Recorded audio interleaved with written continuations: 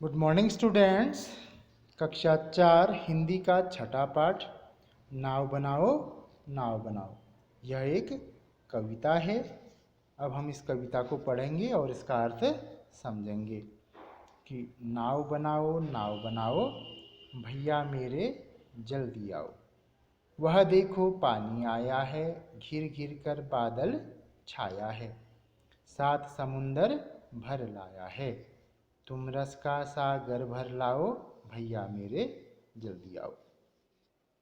पानी सचमुच खूब पड़ेगा, लंबी चौड़ी गली भरेगा, लाकर घर में नदी धरेगा। ऐसे में तुम भी लहराओ भैया मेरे जल्दी आओ। गुल्लक भारी अपनी खोलो, हल्की मेरी नहीं टटोलो, पैसे नए नए ही रोलो। फिर बाजार लपक तुम लाओ भैया मेरे जल्दी आओ। ले आओ कागज चमकीला, लाल हरा या नीला पीला, रंग बिरंगा खूब रंगीला। कैंची चुटकी हाथ चलाओ भैया मेरे जल्दी आओ। छप छप कर कूड़े से अड़ती, बूंदों लहरों लड़ती बढ़ती, सबकी आँखों चढ़ती गढ़ती। नाव तेरा मुझे को हरसाओ भैया मेरे जल्दी आओ। क्या कहते मेरे क्या बस का, क्यों तब फिर यह किसके बस का। खोट सभी है बस आलस का, आलस छोड़ो सब कर पाओ भैया मेरे जल्दी आओ। हरे कृष्ण दास गुप्त जी द्वारा यह कविता लिखी है और इस कविता का अर्थ हम आपको समझाएंगे कि नाव बनाओ भैया मेरे जल्दी आओ। इस कविता में बरसात के मौसम का आगमन हो चुका है और एक बच्चा अपने भाई से क्या कह रहा है कि भाई बरसात का अब क्या हो चुका है, जो बरसात के मौसम का आगमन हो चुका है और तुम क्या करो जल्दी से मेरे लिए क्या बनाओ, एक नाव बनाओ। जल्दी से तुम आओ और मेरे लिए क्या करो, एक नाव बनाओ। एक बच्चा अपने भाई से कह रहा है कि भाई बरसात का मौसम अब शुरू हो गया है, यानी बरसात होने वाली है, इसीलिए क्या करो जल्दी से मेरे लिए एक नाव बनाओ। वह देखो पानी आया है, यानी देखो भैया अब बरसात का मौसम शुरू हो चुका है, बरसात आने वाली है और घिर घिर कर बादल छाया है और बादल जो हैं घिर घिर कर पूरे आसमान में छा गए हैं। सात समुंदर भर लाया है, ऐसा प्रतीत हो रहा है, मानो ऐसा लग रहा है कि बादल अपनी गोद में सात समुंदर के पानी को भर के लाए हैं। तुम भी रस का सागर भर लाओ भैया मेरे जल्दी आओ। यानी वह बच्चा अपने भाई से कह रहा है कि भैया तुम भी क्या करो, रस का सागर भर कर लाओ। रस का सागर भरने का अर्थ यहाँ पर यह भी है कि अपने उदास मन को त्यागो, जो तुम्हारे मन में आलस्य भरा है उसको त्यागो और पानी की बूंदों के साथ क्या करो, मस्ती करो। भैया मेरे जल्दी आओ, और भैया तुम जल्दी से आओ और इस बरसात का आनंद तुम भी लो। फिर आगे पानी सचमुच खूब पड़ेगा, लंबी चौड़ी गली भरेगा, लाकर घर में नदी धरेगा। ऐसे में तुम भी लहराओ भैया मेरे जल्दी आओ। आगे वह बच्चा कह रहा है कि पानी आज सचमुच खूब बरसने वाला है, पड़ना यानी खूब बरसने वाला है और क्या होगा, लंबी चौड़ी गली भरेगा, लाकर घर में नदी धरेगा। यानी आज पानी सचमुच खूब बरसेगा, ऐसा लगता है मानो सड़क घर सब कुछ आज पानी से क्या हो जाएगा, भर जाएगा और ऐसा प्रतीत होगा मानो एक नदी वहाँ से गुजर रही है, नदी के समान वह दृश्य दिखाई देने लगेगा। और ऐसे में तुम भी लहराओ भैया मेरे जल्दी आओ। वह बच्चा कह रहा है कि तुम जल्दी से क्या करो, एक नाव बनाओ और फिर हम दोनों मिलकर उस नाव को क्या कहते करेंगे, लहराएंगे। और जल्दी से तुम क्या करो, एक नाव बनाओ और उस नाव को हम पानी में लहराएंगे और खूब आनंद लेंगे। आगे, गुल्लक भारी अपनी खोलो, हल्की मेरी नहीं टटोलो, पैसे नए नए ही रोलो, फिर बाजार लपक तुम लाओ, भैया मेरे जल्दी आओ। ले आओ कागज चमकीला, लाल हरा या नीला पीला, रंग बिरंगा खूब रंगीला, कैंची चुटकी हाथ चलाओ, भैया मेरे जल्दी आओ। यहाँ पे आगे वह बच्चा कह रहा है कि तुम अपने गुल्लक से क्या करो, पैसे निकालो और उन पैसों को बाजार ले जाकर क्या करो, बाजार ले जाओ और क्या करो, बाजार से रंग बिरंगा कागज खरीद कर लाओ। क्या करो, रंग बिरंगा कागज खरीद कर लाओ और जल्दी से क्या करो, और वह कागज रंग बिरंगा होना चाहिए और लाल हरा नीला या पीला। तुम बाजार जाओ और क्या करो, चमकीला कागज लेके आओ जो लाल हरा या नीला पीला हो और जिसमें जो खूब रंग बिरंगा और रंगीला हो। कैंची चुटकी हाथ चलाओ, भैया मेरे जल्दी आओ। और वह बच्चा अपने भाई से कह रहा है कि जल्दी जल्दी तुम क्या करो, कैंची चलाओ और मेरे लिए क्या बनाओ, एक नाव बनाओ, जिससे हम इस बरसात का आनंद ले पाए। इसके बाद, छप छप कर कूड़े से अड़ती, बूंदों लहरों लड़ती बढ़ती, सबकी आंखों चढ़ती गढ़ती, नाव तेरा मुझको हरसाओ, भैया मेरे जल्दी आओ। तो यहाँ पे वो बच्चा आगे कह रहा है कि मेरे लिए एक ऐसी नाव बना दो जो छप छप कर कूड़े से अड़ती हुई, बारिश की बूंदों और पानी की लहरों से लड़ती हुई निरंतर आगे बढ़ती जाती है, जो सबको पसंद आए। तुम मेरे लिए क्या करो, एक ऐसी नाव बनाओ जो छप छप कर पानी की लहरों से लड़ती हुई निरंतर आगे बढ़ती हुई जाए और जो सबको अच्छी लगे, पसंद आए। जल्दी से मेरे लिए एक ऐसी नाव बनाओ और तुम उस नाव को पानी में तैरा कर मुझे क्या कर दो, खुश कर दो, इसलिए भैया तुम जल्दी आओ।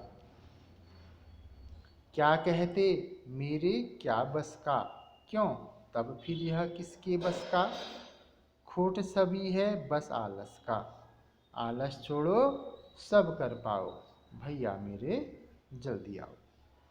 यहाँ पे आगे इस कविता में जो उसका भाई है उसको बारिश और नाव में कोई भी रुचि नहीं है। वह अपने छोटे भाई से बोल पड़ता है कि यह सब मेरे बस का नहीं है, यह मेरे बस का नहीं है, फिर भी खोट सभी है बस आलस का, यह मेरे बस का नहीं। क्योंकि यह उसके बस का क्यों नहीं, क्योंकि उसके मन में क्या भरा पड़ा है, आलस भरा पड़ा है, इसलिए वो उस काम को नहीं करना चाहता है। तो उसके बाद वह बालक अपने भैया से फिर क्या कहता है, आलस छोड़ो सब कर पाओ, भैया मेरे जल्दी आओ। वह बालक अपने भैया से आलस छोड़ने को कहता है और जल्दी से आने का अनुरोध कर रहा है कि भैया जल्दी से आओ और मेरे लिए क्या करो, एक नाव बनाओ। इस कविता को एक बार फिर से हम इसका अर्थ समझते हैं कि बरसात के मौसम का आगमन हो चुका है, धरती पर आज बारिश आने वाली है और आकाश में आज चारों तरफ से बादल छा गए हैं। वो बादल ऐसे प्रतीत हो रहे हों मानो 7 समुद्र का पानी अपने साथ लाए हों। वह अपने भैया से रस का सागर भर लाने को कहती है, यानी अपने उदास मन को त्याग कर पानी की बूंदों के साथ मस्ती करने को कहती है। आगे वह बच्चा उत्साहित मन से कहता है कि पानी आज सचमुच खूब बरसने वाला है, ऐसा लगता है मानो सड़क घर सब कुछ पानी से भर जाएगा, एक नदी सा दृश्य वहाँ पे आज दिखाई देगा। फिर वह अपने भाई से कहता है कि तुम जल्दी से मेरे लिए क्या बनाओ, नाव बनाओ और हम इस नाव को मिलकर पानी में चलाएंगे और उसको लहराएंगे। आगे वह अपने भाई से कहता है कि तुम अपने गुल्लक से पैसे निकाल कर बाजार जाओ और नाव बनाने के लिए क्या करो, रंग बिरंगा कागज ले आओ। जल्दी से अपनी कैंची चलाओ और एक मेरे लिए सुंदर सी नाव बनाओ जिससे हम बरसात के पानी का हम आनंद ले पाए। इसके बाद आगे वह बच्चा कहता है कि मेरे लिए एक ऐसी नाव बना दो जो छप छप कर कूड़े से अड़ती हुई, बारिश की बूंदों और पानी की लहरों से लड़ती हुई निरंतर आगे बढ़े। ऐसी मेरे लिए एक नाव बनाओ और जो सबको पसंद भी आए। जल्दी से ऐसी नाव तैरा कर मुझे खुश कर दो। और अपने भाई से कह रही कि भैया तुम जल्दी से आओ। लेकिन उसके भाई को बारिश और नाव में कोई भी रुचि नहीं है। वह अपने छोटे भाई से बोल पड़ता है कि भाई यह सब मेरे बस का नहीं है। फिर भी वह बालक अपने भाई से आलस्य छोड़कर जल्दी आने का अनुरोध कर रहा है। तो इस कविता का जो उद्देश्य है वह मैंने आपको बताया कि यहाँ पर आलस्य की बात की गई है। उसके भाई के मन में आलस्य है, इसलिए आलस्य क्या है, एक रोग है और यह हमसे हमारे जीवन की खुशियाँ छीन लेता है। अतः हमें आलस्य से दूर रहना चाहिए और अपने जीवन में कामयाबी हासिल करनी चाहिए। तो इस तरह से यह पाठ यहाँ पर समाप्त होता है। इसके बाद हम अगले पाठ में जाएंगे, पाठ 7, दान का हिसाब। अगला जो पाठ है हमारा वो दान का हिसाब।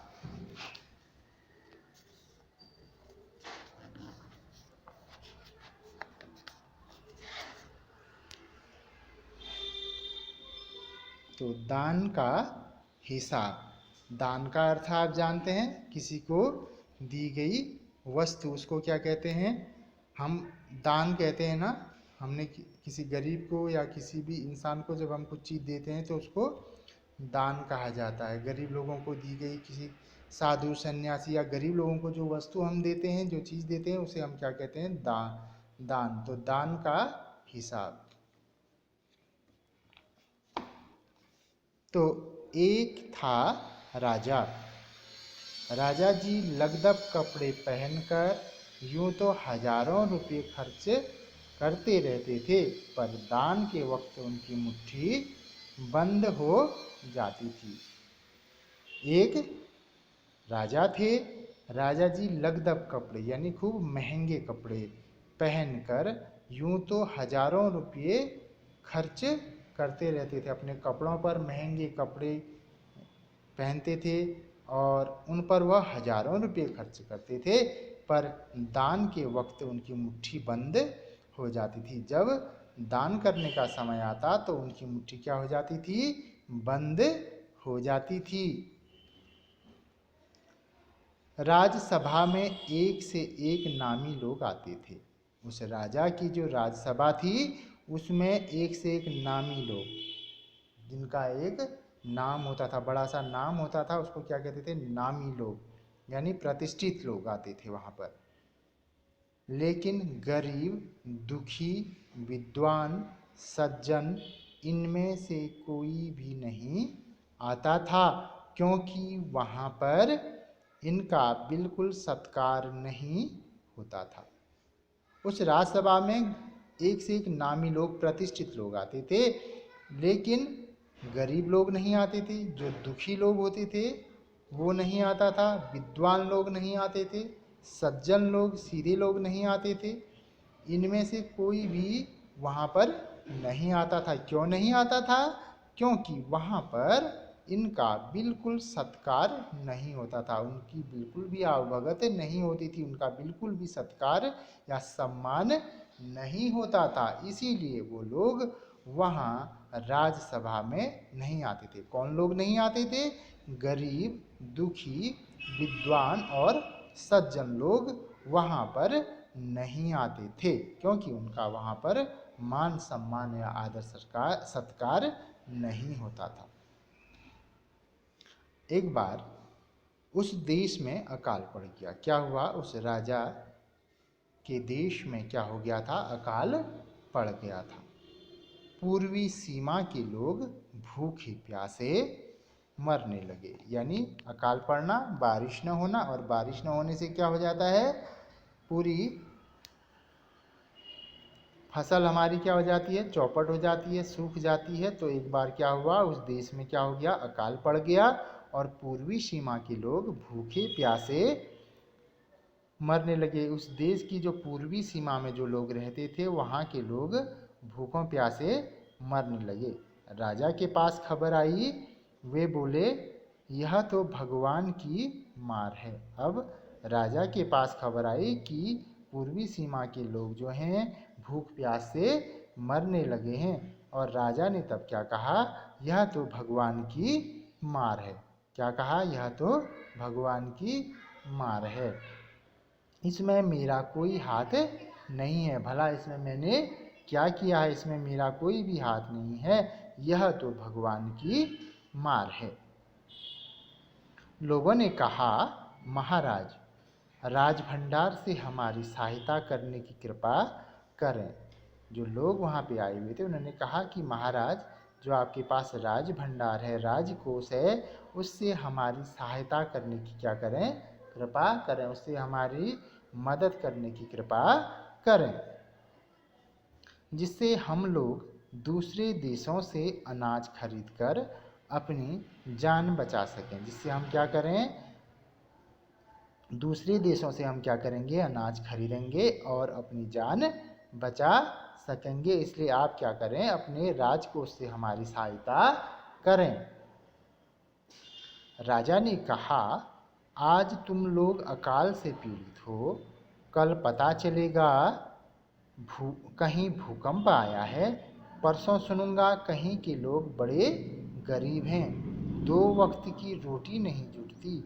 इसी तरह सभी की सहायता करते करते जब राज भंडार खत्म हो जाएगा, तब खुद मैं ही दिवालिया हो जाऊंगा।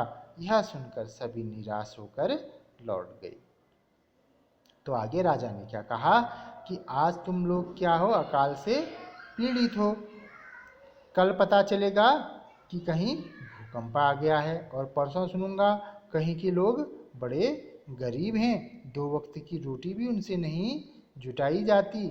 इसी तरह सभी की सहायता करते करते जब राज भंडार या राजकोष खत्म हो जाएगा, तब खुद मैं ही क्या हो जाऊंगा, दिवालिया हो जाऊंगा। यानी मेरे पास कुछ भी नहीं रहेगा, मैं भिखमंगा हो जाऊंगा।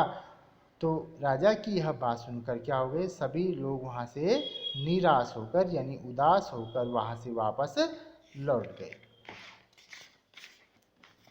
अब आगे क्या हुआ, इधर अकाल का प्रकोप फैलता ही जा रहा था।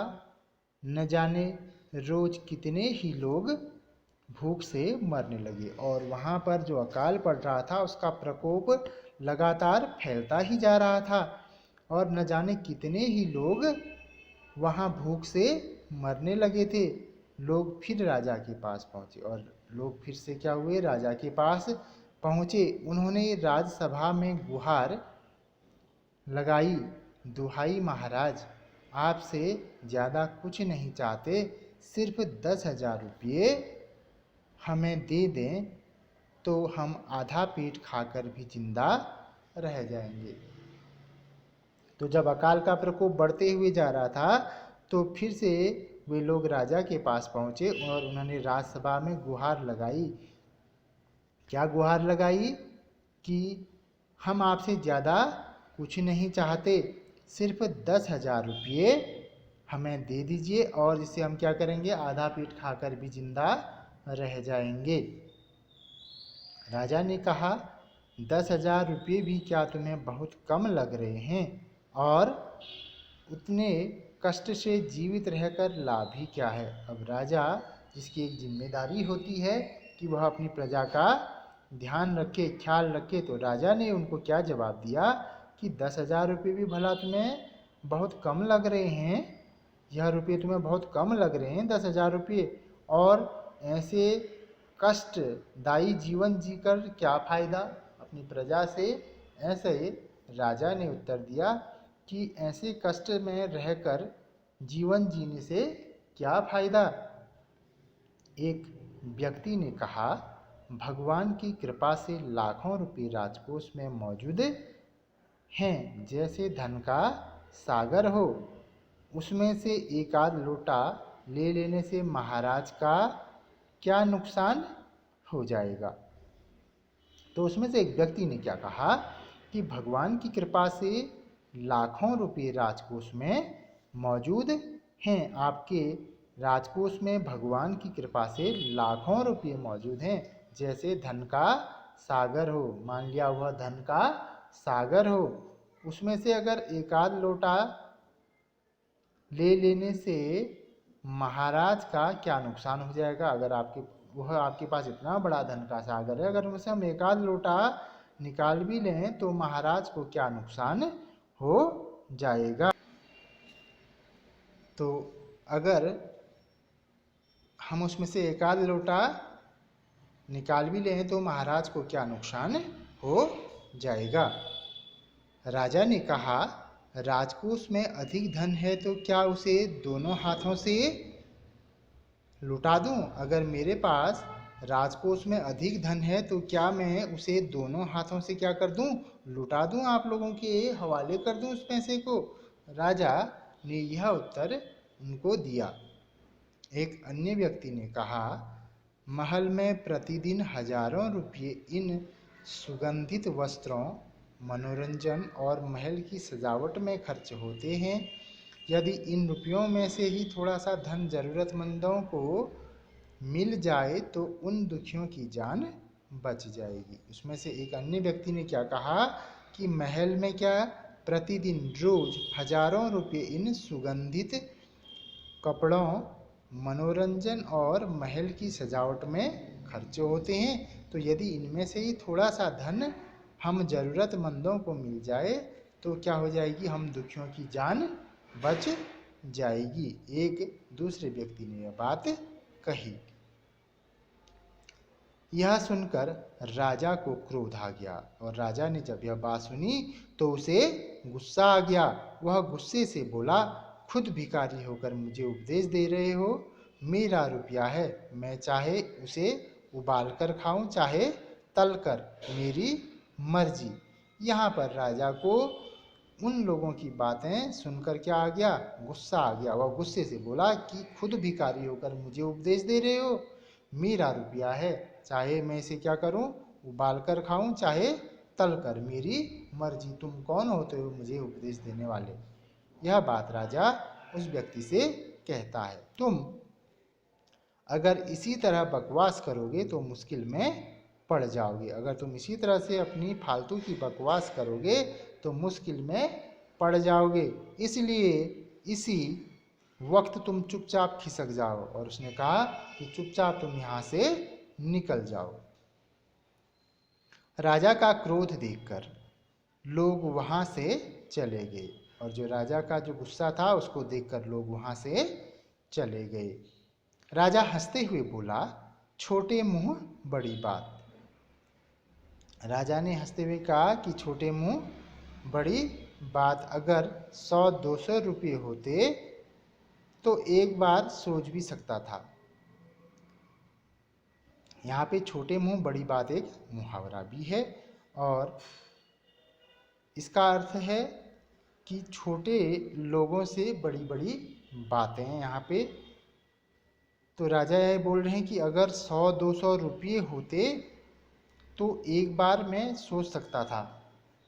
पहरेदारों की खुराक 2-4 दिन कम कर देता। मैं अपने पहरेदारों की खुराक क्या कर देता, 2-4 दिन कम कर देता और यह रकम पूरी भी हो जाती। और यह रकम क्या हो जाती, पूरी भी हो जाती। मगर 100-200 से इन लोगों का पेट नहीं भरेगा। लेकिन 100-200 रुपये से क्या होगा, इन लोगों का पेट नहीं भरेगा। एकदम 10,000 मांग बैठे ये लोग मेरे से, एकदम 10,000 रुपये मांग बैठे। छोटे लोगों के कारण नाक में दम हो गया है। इन छोटे लोगों के कारण मेरे क्या हो गया है, नाक में दम हो गया है। यानी राजा ने जो वहाँ पे लोग आए हुए थे मांगने के लिए, उनकी कोई भी मदद नहीं की, उल्टा उन्हें कई खरी खोटी सुनाई, भली बुरी बातें सुनाई, और जिससे वह लोग वहाँ से चले गए। और इसके बाद अगले भाग में हम इससे आगे की कहानी पढ़ेंगे।